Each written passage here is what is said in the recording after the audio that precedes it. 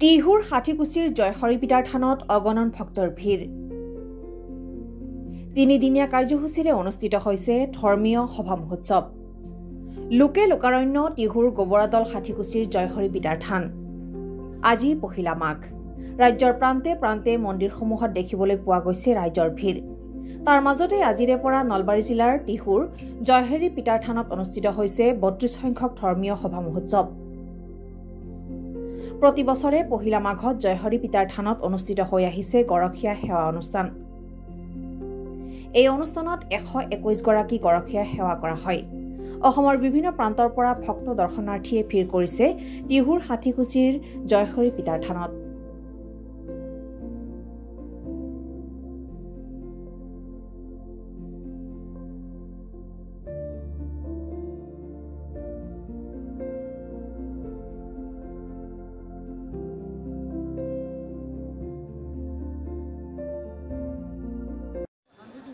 আজি মাঘৰ ১ তাৰিখে আন্তৰিক শুভেচ্ছা জ্ঞাপন কৰিছোঁ। ইয়াত আজি যিখন ধৰ্মসভা, এই ৩২তম ধৰ্মসভা, ইয়াত আহি মই নিজকে পূৰ্ণ অনুভৱ কৰিছোঁ। এইখন হ'ল আধ্যাত্মিক স্থান। ইয়াত আটাইবিলাক মানুহ আহি ভগৱান শ্ৰীকৃষ্ণৰ চৰণত এগছি বন্তি জ্বলায় আৰু এই বন্তি জ্বলালে এটা বিশ্বাস আছে যে আমাৰ যিখিনি মনোবাঞ্ছা, সেই মনোবাঞ্ছাখিনি পূৰণ হয়। আজি ইয়াত আহি মই নিজকে ভাল লাগিছে, কাৰণ ইয়াত যিটো নতুনকৈ সভাগৃহ ভোগগৃহ আছে, এই ভোগগৃহটোৰ উদ্বোধন মই অলপ আগতে কৰিলোঁ আৰু আশা কৰিছোঁ ইয়াত যিখিনি ভক্তপ্ৰাণ ৰাইজ আহে তেওঁলোকৰ মনোবাঞ্ছা পূৰণ হ'ব।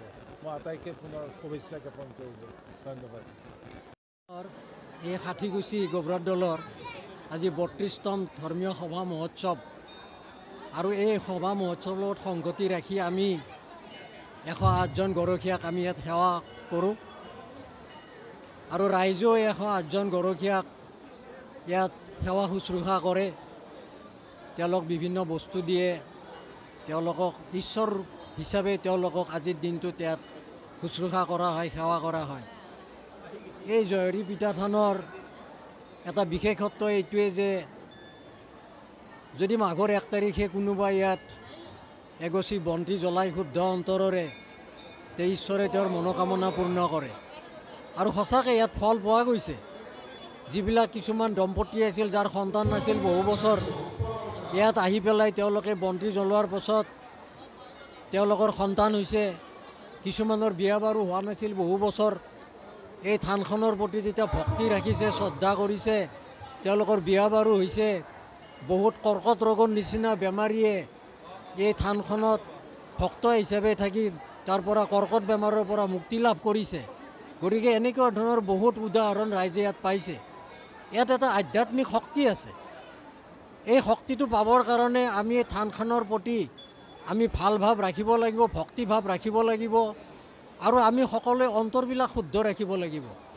আমাৰ মাজত আমি মিলা প্ৰীতি আনিব লাগিব, একতা আনিব লাগিব আৰু যাতে আমি শান্তি স্থাপন কৰিব পাৰোঁ সকলোৰে মাজত। আমি এই থানখনৰ দ্বাৰাই আমি এইটো জনাব বিচাৰিছোঁ যে থানখনৰ দ্বাৰাই আমি জগতত কেনেকৈ শান্তি স্থাপন কৰিব লাগে সেইটো আমি প্ৰয়াস ৰাখিছোঁ।